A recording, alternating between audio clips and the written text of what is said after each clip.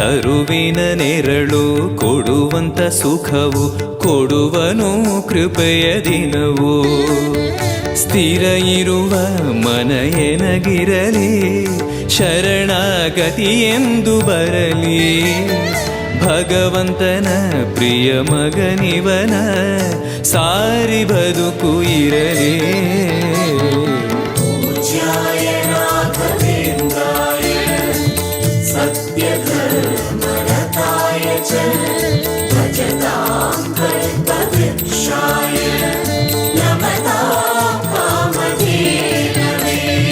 ಆಲಯವೆಂದರೆ ಮಂತ್ರಾಲಯವೇ ಬೇರೆ ನಾ ಅರಿಯಲಾರೆ.